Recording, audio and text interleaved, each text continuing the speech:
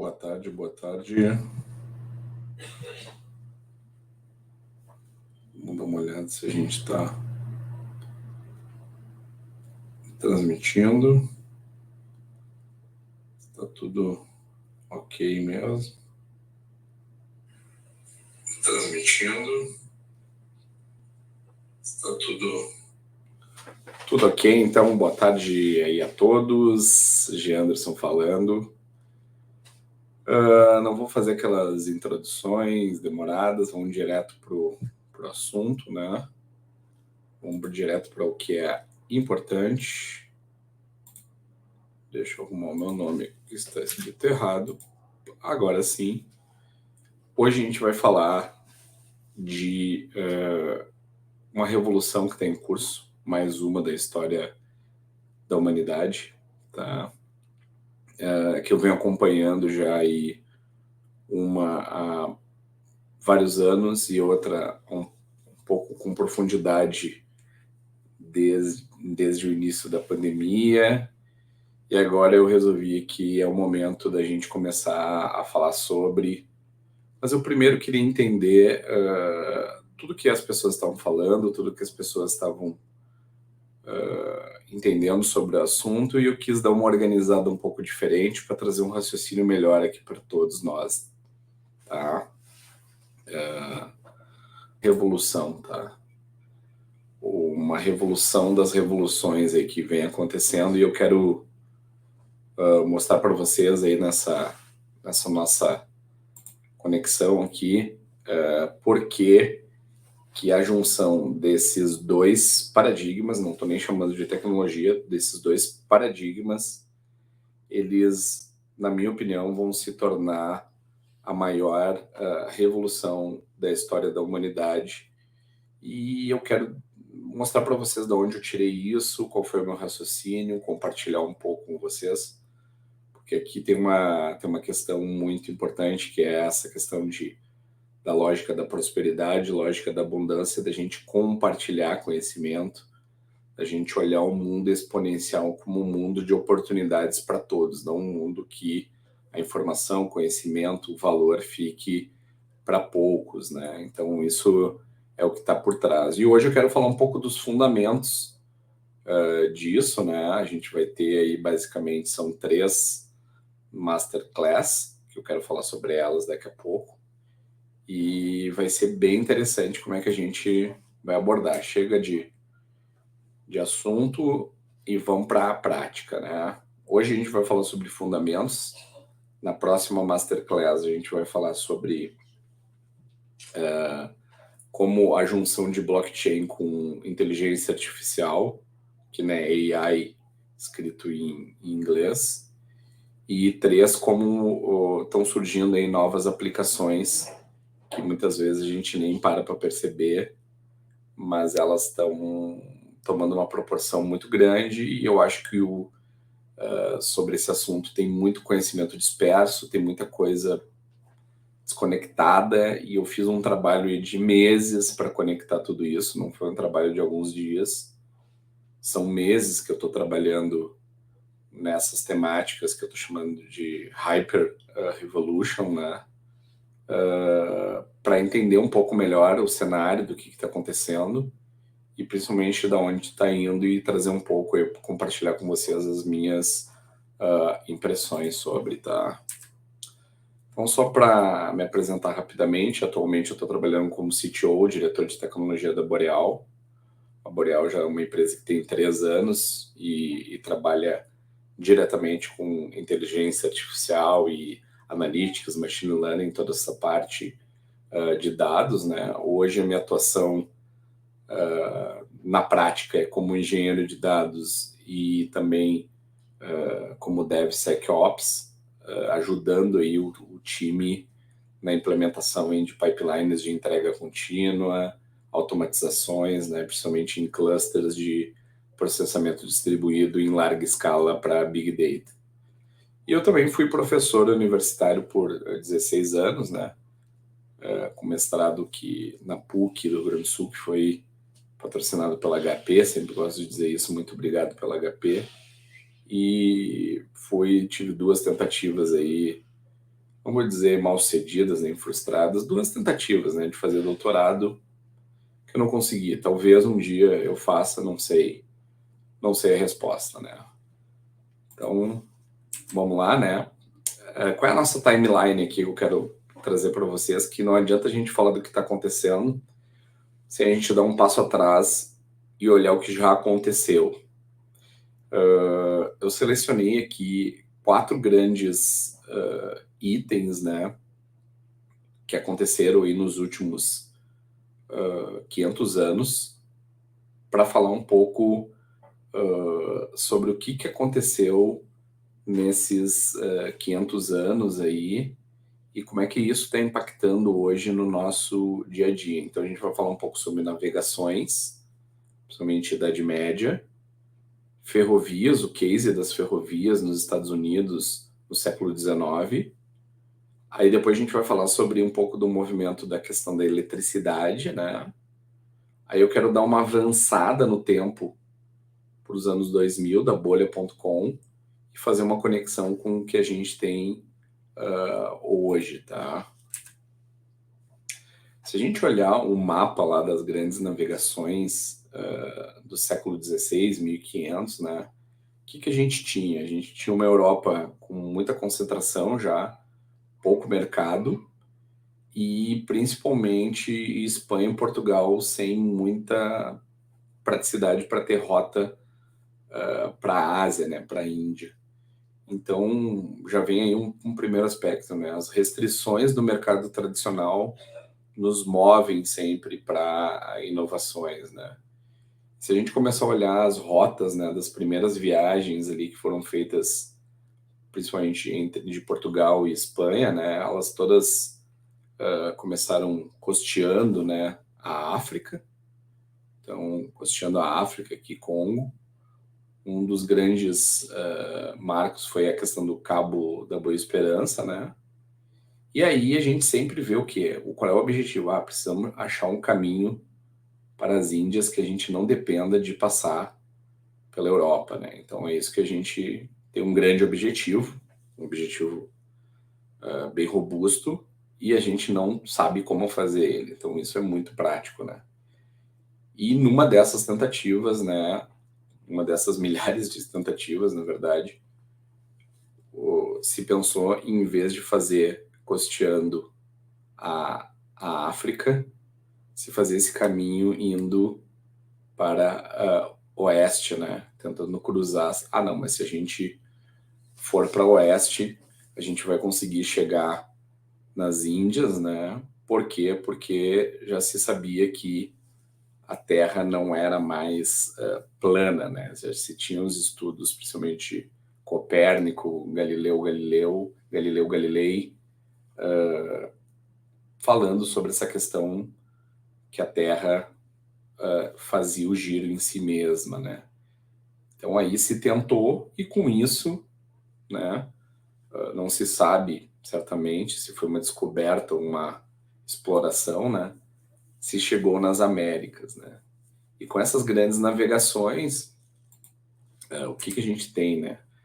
As grandes navegações, elas mudam a forma como a gente enxerga o mundo, né? Principalmente na questão de aperfeiçoamento das embarcações. Então, as embarcações não tinham condições de sair de perto da África, precisou se melhorar. Então, a gente foi das caravelas para as naus, né? Teve um movimento social muito forte também das pessoas buscando entender, serem especialistas em navegações, e com isso vieram várias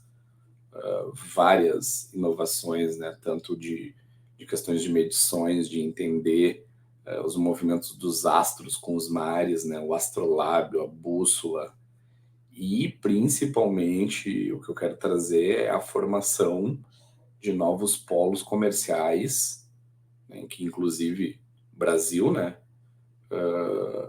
Com essa questão das navegações, né? Então olha como a gente buscar um objetivo que parece utópico no início, a gente começa a tentar, existem muitos erros, muitas tentativas frustradas, mas que acabam trazendo aí, no fringir dos olhos, grandes revoluções, e uma delas foi essa questão das navegações. Então, ela mudou o panorama geopolítico social a partir do século XVI, né, de 1500, onde a gente teve principalmente Portugal, Espanha, Inglaterra, todos esses países aí buscando novos mercados, né, e com isso realmente trazendo muita riqueza. Então, no início foi muito gasto, no final depois eu vou fazer uma série de dicas aí, aguardem para isso, mas na verdade o que fica é que a gente tem um grande salto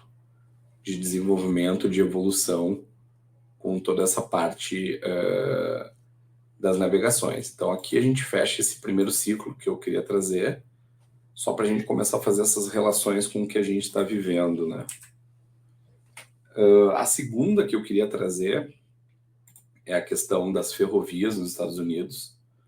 Então, os Estados Unidos ali tem a questão da Guerra da Independência, né, no século XVIII, e os Estados Unidos é um país agrícola, praticamente só o lado leste povoado, e a Inglaterra começa a ter a tecnologia de construção de ferrovias que alguns americanos começaram a perceber, alguns empreendedores americanos começaram a perceber e começaram a ver que poderia ser uma grande oportunidade de revolução, principalmente ali a partir de Boston, Massachusetts, a partir de Nova York, né, dos estados do norte, da costa leste, né, do norte, começou-se a construção de ferrovias, né?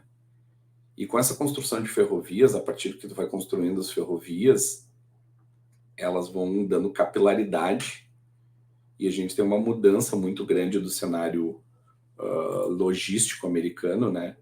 Que agora eu consigo transportar produtos de uma forma muito mais rápida, econômica e em escala que eu tinha antes. E com isso eu começo a abrir uma nova fronteira de mercados, porque quando eu vou com a ferrovia, tem povos que estão lá isolados, eles se conectam com as ferrovias e geram novas malhas, né? Novas formas de conectar mercados, né?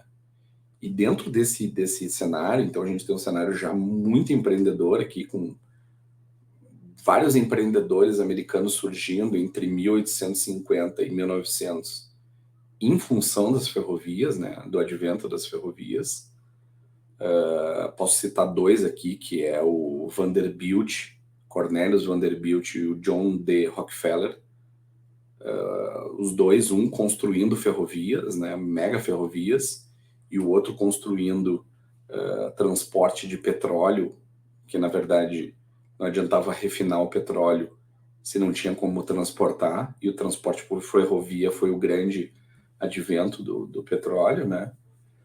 E aqui uma foto emblemática, né, mostrando o cruzamento, né? Um dos grandes marcos foi as ferrovias cruzando todo o país, né, de leste a oeste, que seria o encontro da Union Pacific com a Central Pacific, duas grandes ferrovias se encontrando, né, e surgindo grandes conglomerados de empresas administradas por ferrovias, que a gente vê que até hoje, mais de 200 anos depois do início, né, desde 1800, a gente tem as ferrovias como grande propulsoras aí de negócio, de logística, de realmente de desenvolvimento econômico, né? Então,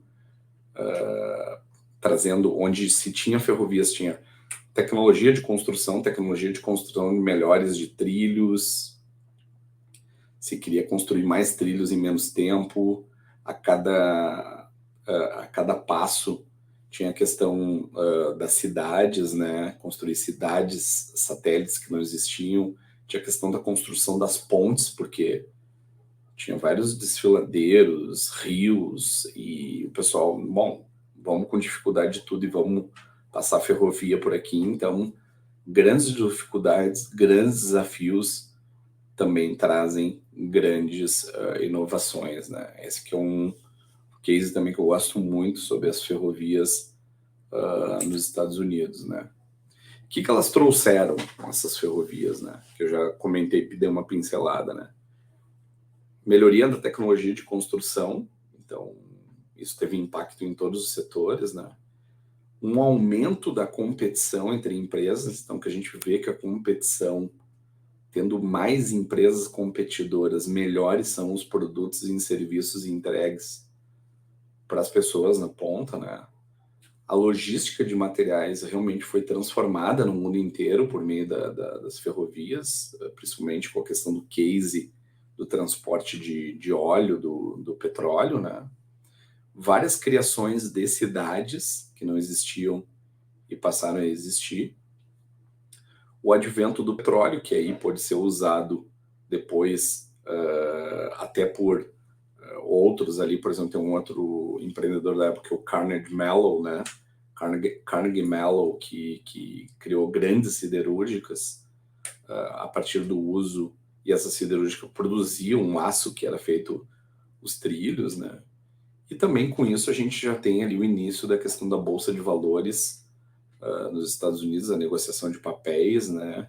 Já representando tudo isso, e também foi o estopim para a grande revolução ali, a partir de 1890, com a questão da indústria automobilística, que está totalmente ligada com tudo muito conectado com revolução industrial, motor a vapor, ferrovias, trens, logística, indústria automobilística, né? Então, aquilo que eu digo, quando vários fatores se juntam para prosperidade, para desenvolvimento, acaba gerando aí uma revolução, né? Gerando uma forma nova, diferente de ver as coisas, que nunca mais volta atrás, né? Isso que é importante. Nessa mesma esteira aqui, né? Eu queria trazer também a questão do advento da eletricidade, né? A eletricidade, só olhando por um corte linear, eu não estou vendo aqui o que veio primeiro, se foi ferrovia ou eletricidade, né? Mas o grande movimento da eletricidade, com todas as revoluções que aconteceram em 50 anos, mudaram totalmente a forma como a gente tem no mundo hoje, né? Se a gente olhar ali desde a questão do Benjamin Franklin descobrindo que existe eletricidade nos raios, até o momento onde o Thomas Edison revela a questão da lâmpada, né, que causou uma revolução junto com esse grande embate científico com Nikola Tesla sobre a corrente alternada, a corrente contínua, mostra que a gente teve, num período de 50 anos, uma grande revolução com questão de baterias, motor a vapor, circuito elétrico, gerador elétrico, né? Tudo tecnologias que a gente usa até hoje, que tem a base do conhecimento de inovação que aconteceram entre 1750 e 1900, né? Então, só que demorou 150 anos para tudo isso acontecer. Isso que é um impressionante, né? Por quê? Porque a circulação de conhecimento, de informação ainda era muito restrita, né? Então, a gente já passou aí, só fazendo uma breve recapitulação, né? Falando das grandes navegações, que a gente teve lá os barcos que mal conseguiam chegar na costa africana para grandes naus de navegação, né? Interoceânicas, né? A gente depois falou sobre a questão das ferrovias, como elas criaram capilaridade, novos mercados e vieram grandes cadeias de produção juntamente com a cadeia das ferrovias. E a gente estava falando aqui sobre a eletricidade como um propulsor aí para realmente a gente se conectar a um mundo novo, né? A eletricidade, ela serviu e serve até hoje, né? Com os conhecimentos técnicos de quase 2 séculos atrás, serve ainda para como base de uma nova economia que está se criando agora com base na eletricidade, né? Então, olha como essas coisas realmente ter um impacto na sociedade que é secular, né? Aí, continuando a nossa volta, a gente dá um salto. E por que a gente dá um salto? Porque a gente vive um século XX, de 1900 a 2000, onde a gente tem um pleno progresso americano, né, um domínio geopolítico americano, duas grandes guerras que são muito ruins do ponto de vista social, mas são muito benéficas para os Estados Unidos, que viram um grande fornecedor mundial de qualquer tipo de supply para o mundo, né, de fornecimento de insumos para o mundo, né, tanto agrícola, industrial, armamentício. E a gente tem lá, no final da década de 80, com Tim Berners-Lee e com toda a questão de ARPANET militar, a gente tem um advento da internet, né, que é essa conexão entre dois pontos usando uma lógica de comunicação por fio, seja ela qual for, ponto a ponto, né? E aconteceu um frenesi na década de 90, que foi essa criação de negócios a partir da internet. Então se criou muitos negócios, né? E aqui eu resgatei 4 cases, né, que aconteceram naquela época, que foram muito marcantes, né? Essa aqui é uma época que eu já peguei, estava no início da idade adulta e já me lembrei muito bem do que aconteceu, né? Que a gente tinha um The Globe, que era como se fosse um buscador para fazer compras, né? Já, mas tudo muito sem base, sem fundamento, né? A gente tinha um Cosmo, que era para compra e entrega dentro de uma hora, meio que um e-commerce já. O The Garden, que era o Garden.com, que era para vender frutas, legumes, hortifrutis, tudo relacionado a questões naturais, e o Go.com, que era também um portal de fazer várias coisas, notícias, entretenimento, leituras, né? Todas questões úteis, né, que a gente está percebendo. O que tinha de anormal? Uma euforia demasiada no mercado e, por contrapartida, a gente não tinha uma geração de receita, né? É algo mais ou menos igual o que a gente vê por aí, que depois eu quero trazer isso mais adiante, né? Então, se chamou do movimento bolha.com, ela aconteceu nos anos 2000, né? E o que aconteceu? Aconteceu que a bolsa de tecnologia americana começou a ficar super valorizada, né? Onde negócios sem estrutura nenhuma recebiam aportes milionários, bilionários de fundos de investimento, e a gente viu, chegou um ponto que se investia em negócios que não existiam, era só uma ideia, só uma cara, e aquilo se tornou tão robusto, tão grande em termos de capitalização versus o PIB americano, que uma hora o mercado, né, nos anos 2000, ele realmente colapsou, né, e teve negócios que foram, em questão de meses, eram negócios bilionários, foram a zero, né? Então a gente teve ali um momento que quase aqui na década no ano de 2002, ele praticamente voltou aos patamares de 8 anos, de 10 anos atrás, né? Então, assim, imagina, por uma economia americana, né, isso é um impacto gigantesco. Isso foi o que aconteceu, mas eu quero também frisar o que aconteceu depois da bolha.com, porque muito pouca gente fala, né? A gente tem um período aqui de ligeira estabilidade, né? Aí aconteceu 2008, uma outra crise, né? Principalmente a crise lá do subprime americano, um outro colapso, né? E aí depois a gente tem um momento de expansão gigantesco, que dura, que a gente pode dizer que está durando até agora, nesse momento aqui, maio de 2022, né? Depois de toda essa revolução, quebra, todo mundo entendeu o que é realmente o movimento www. Houve um platô ali, né, que ninguém quis fazer nenhum tipo de investimento, mas depois veio uma grande revolução.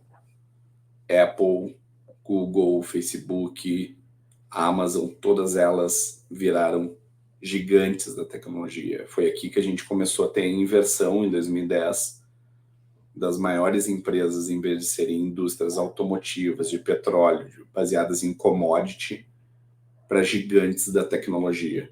Ou seja, que a gente viu o encontro de marketplace, plataforma e escalabilidade juntos, eles formando essa tríade, juntos eles conseguem gerar empresas que são já agora na casa dos trilhões de dólares, né? Que não se imaginava isso há 10 anos atrás, que pudesse ser tão rápido, né?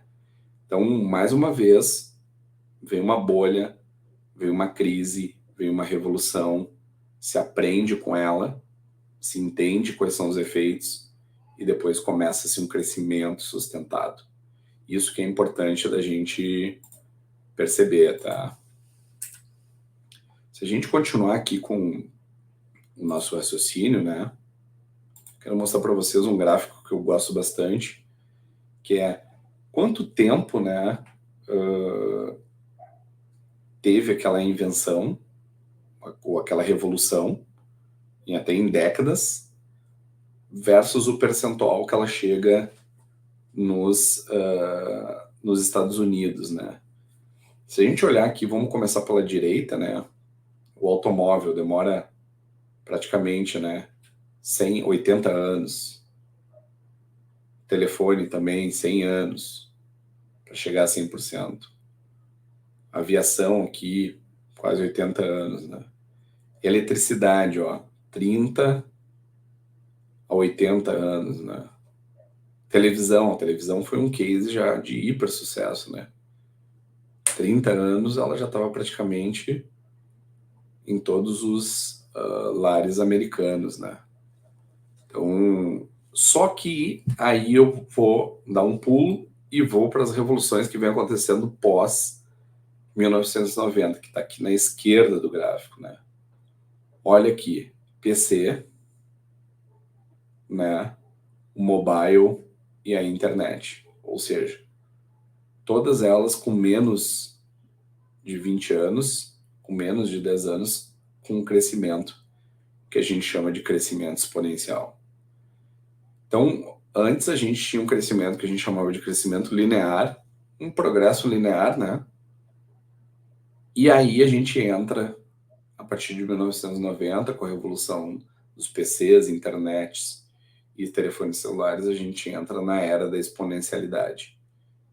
E aí é isso que a gente está vivendo agora, né? Uma era de grande exponencialidade. E ela se reflete em tudo que a gente está fazendo. No pensamento, na economia, na adaptação, em todos os fatores que a gente está vivendo aí da sociedade. A maioria das pessoas é difícil de perceber isso, mas a gente está vivendo várias revoluções ao mesmo tempo, tecnológicas, e ainda a gente está com mudanças de paradigma na forma de trabalhar, pensar, agir, nas formas sociais de concepção, mas também a gente convive lá com pessoas que nasceram na década de 40, 50, que tem um drive muito mais linear de crescimento econômico. Elas não vivem a exponencialidade, assim como, por exemplo, o pessoal da geração Z ou o pessoal da geração Alpha aí, que nasceu em 2010, já nasce com a concepção digital diferente de mim, que eu nasci na década de 80 e que eu fui um transmutado digital. Tive que me adaptar e por isso que, mesmo trabalhando com tecnologia, sendo desenvolvedor, trabalhando com isso, eu sempre me vejo como sendo um ser em aprendizagem digital, que é diferente de alguém que já nasceu com um drive 100% digital, que fica se perguntando, não entendo por que esse modelo de negócios, por que eu tenho que ir no supermercado ainda, por que eu não faço pelo app, Por que a escola tem que ser todo mundo sentado na cadeira, né? Essas perguntas essenciais de disrupção, né? Se a gente olhar aqui também, é um outro gráfico desse que mostra a adoção dos eletroeletrônicos nas casas dos americanos, né? Se a gente notar aqui, né, desde refrigerador, eletricidade, o tempo que leva, né? Máquina de lavar roupas, TV em cores já diminuiu bastante, o ar-condicionado, tudo são ciclos que levam décadas para acontecer, muitas décadas, né? E se a gente olhar já para a direita, que é a partir de 1990, a gente vê o ciclo, né? Os celulares em pouquíssimo tempo, da internet a mesma coisa, e do computador já tendo um nível de adoção muito mais rápido. Então, o que eu digo? Não dá para a gente ter o drive de 1980 vivendo em 2022. Não adianta a gente mudar a nossa concepção. A gente tem que se transformar ou a gente não vai pegar mais as oportunidades. Isso que é importante ressaltar sempre, né? As revoluções estão acontecendo, com elas está vindo muitas oportunidades, mas cada vez mais está deixando para trás quem não tem a capacidade de adaptação. Essa é a palavra. Eu não tenho que dominar tudo que está aí, mas a capacidade de adaptação e ter feito a mudança, né, primeiro, e depois a minha transformação, que a transformação é a minha forma de agir diferente frente ao que está acontecendo. Isso está totalmente no nosso controle, né? É importante a gente dizer. E aqui tem um gráfico, um dos gráficos que eu mais gosto, né? Quando a gente está falando de novas tecnologias, adoção de novos paradigmas, é como é que funciona na cabeça das pessoas quando a gente tem uma novidade acontecendo, né? E aí tu fala com as pessoas, é muito nítido a diferença, como elas embarcam nos assuntos, né? A gente tem uma pequena parte da população que a gente chama de entusiastas, é aquela galera que inclusive fui eu uma vez, fui no lançamento do iPad, fiquei de madrugada toda num shopping esperando abrir a loja para ser um dos primeiros a comprar o iPad, né? Isso em 2008, 2009. São os inovadores, visionários, né? Aqueles que pegam, nem sabem bem o que é, mas gostei disso e vou lá, vou pegar, né? Só que para sair desses 15% aqui, começa a fazer esse teste aí no churrasco de domingo, numa festa com amigos, né? Fala sobre um tema super novo com aquela pessoa, dependendo do que ela responder, tu já sabe em qual perfil que ela tá aqui, da curva de adoção de novas tecnologias ou de inovação, né? Esses visionários geralmente ficam isolados e a gente tem o que a gente chama de the chasm, que é o abismo. A grande adoção mesmo só acontece, né, quando a gente começa a ter os pragmáticos, que é o cara que diz, primeiro eu quero ver para crer, que a gente aí já está indo de 15% mais ou menos, né, 16% indo para 50%, aí a gente já tem uma massa grande de pessoas falando e fazendo aquele assunto.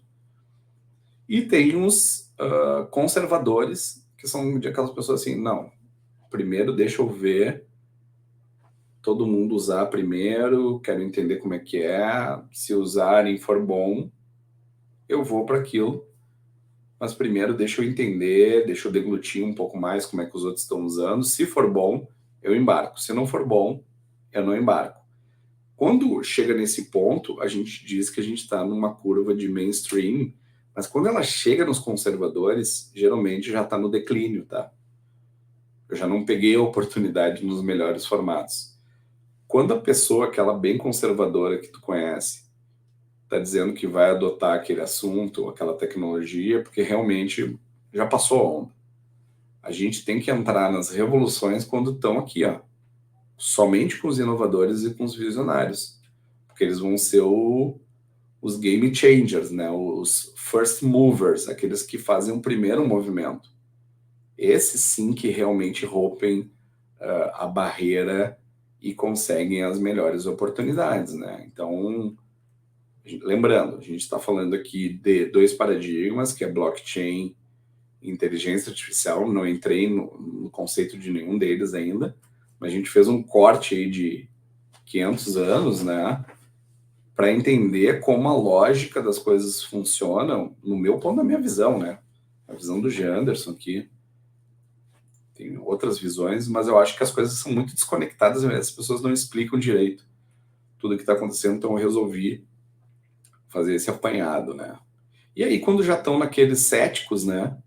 Aí já não adianta, já está no final, é aquela pessoa, vou comprar o iPhone 8, né? Porque agora está R$ 1.000 o iPhone 8, então eu vou comprar o iPhone 8, né? E aí já está R$ 1.000, aí eu posso me arriscar. Então aqui já nem adianta mais, já passou o movimento mesmo, né? Quando a gente fala de adoção de inovação, tecnologia, novos paradigmas, a gente tem que lembrar que a gente está tratando de seres humanos. Valores, emoções, percepções, comportamento, entusiasmos, aquilo que motiva e são o que a gente chama de triggers, né? Os gatilhos para as pessoas se moverem, né? Então a gente pode hoje, eu gosto muito, geralmente as pessoas ficam na pirâmide de hierarquia de Maslow, né, das necessidades fisiológicas, psicológicas, né, de autorrealização, mas eu gosto muito de andar com a pirâmide de hierarquia de Maslow com a taxonomia de Bloom. O que a taxonomia de Bloom nos diz diferente da hierarquia das necessidades de Maslow? Ela diz que se eu tiver um processo deliberado e consciente de entender alguma coisa, eu com certeza vou me dar muito bem. Então, relembrar o que aconteceu, entender o que está acontecendo, começar a aplicar na vida real, cases, experimentos, laboratórios pequenos, analisar o que eu estou fazendo, evoluir e assim criar. A taxonomia de Bloom é uma forma de realmente dizer como eu posso aplicar para eu crescer também na hierarquia das necessidades de Maslow, né? Eu acho ela muito interessante, muito pouco falada, né? Geralmente o pessoal fala da hierarquia das necessidades de Maslow, mas fala muito pouco da taxonomia de Bloom, que eu acho que ela é super interessante para esse momento que a gente está vivendo que eu diria que é a era da adaptação, né? Então, para a era da adaptação, tu tem que ter um processo consciente, deliberado e muito claro de como a gente está aprendendo a aprender e aprendendo a desaprender, né? Ou seja, fazendo mutação e transformação ao mesmo tempo. Isso que é interessante da gente perceber, né? E aqui eu queria trazer um pouco de dados mais reais, né? Para a gente começar a conectar com a nossa próxima Masterclass, que é o ciclo de inovação de tecnologias feitos pela Gartner, né? A Gartner é uma das maiores, uma das top 5 consultorias de tecnologia e implantação de tecnologias no mundo, né? E todo ano ela lança o que ela chama de Hype Cycle, né? Que é o ciclo de inovações no que está no hype, o que está acontecendo, o que deixou de acontecer, né? E se a gente olhar o que foi lançado agora, agosto de 2021, eu queria mostrar para vocês algumas coisas que estão acontecendo. Não é o G. Anderson que está dizendo, é a Gartner que está dizendo, só estou interpretando. Vamos lá. Plataformas, né, digitais, computação quântica, inovação baseada em inteligência artificial, clouds industriais, finanças descentralizadas, blockchain, metadata management, também blockchain, generative AI, mais uma vez, inteligência artificial, aplicativos, composable applications, blockchain, AI, mais ou menos, engenharia de software baseada em AI. Olha aqui, NFTs, tokens, fábrica de dados que já está nas expectativas mais para acontecerem quando? De 2 a 5 anos. Então, não é o Janderson que está dizendo. Quem está dizendo aqui é o gráfico da Gartner. Desconfiem do que o Janderson está dizendo. Desconfiem do que a Gartner está dizendo. Façam as próprias pesquisas de vocês e vejam para onde as coisas estão indo, né? Resumão de tudo que a gente falou hoje. A gente vive grandes ciclos. Esses grandes ciclos muitas vezes não é perceptível como a gente enxerga, como a gente vê eles, né? Mas eles acontecem. As inovações acontecem por causa e porque existe competição. Eu olhando o que o outro faz, entregando, eu quero fazer melhor. Então a competição ela é muito boa, ela só melhora o processo para todo mundo. Entender o time, em que time a gente está daquela revolução que está acontecendo. Será que a gente está numa bolha? Será que a gente está acontecendo alguma coisa que não valia a pena? Como é que está o time daquilo que está acontecendo agora, né? Cuidar para ver se não é uma bolha. Sempre entender que depois de uma grande revolução, enquanto ela acontece, surgem novos nichos e mercados, ou seja, uma expansão, principalmente um eixo de prosperidade muito grande e de possibilidades. Como a gente faz a adoção da inovação, né, que eu falei, principalmente da comparação da taxonomia de Bloom com a hierarquia das necessidades. E o fator essencial para mim, que é estudar muito, perceber, usar muitas redes sociais como fonte de conhecimento, seguir pessoas que são pessoas que estão montando as indústrias, né? Entender isso e ver que as coisas a gente começa hoje para ter um efeito daqui a 2, 3, 5 anos, né? Isso é muito importante. Próxima Masterclass vai ser sobre o quê? Blockchain AI. Aí eu vou mergulhar nesses dois paradigmas, nessas duas formas de ter tecnologia, que tecnologia é só uma vertical delas. É isso que eu quero deixar, né? E no nosso terceiro encontro, fechando essa primeira série da Masterclass sobre blockchain e AI, a gente vai falar das aplicações. E aí, como isso pode acontecer no mundo real, tá? Então, se você gostou aí, curtiu essa aula, curtiu tudo que foi dito, curtiu tudo que está sendo construído aqui pelo time da Boreal, né? Pode me seguir, pode me chamar lá no LinkedIn, que eu converso com muita gente, gosto de conversar, trocar ideia, e vai ser um prazer aí também ouvir o que vocês têm para falar, críticas, sugestões.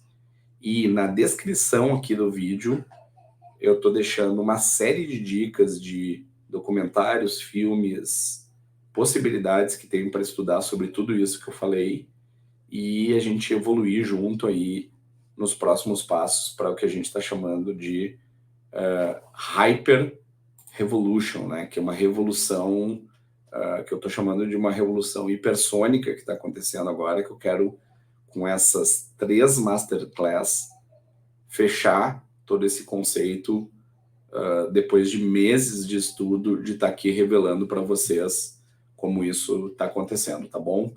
Obrigado aí pela gentileza, deixe seus comentários, deixe seu like aqui no canal, é muito importante. E a gente se vê aí na próxima Masterclass. Um grande abraço aí a todos.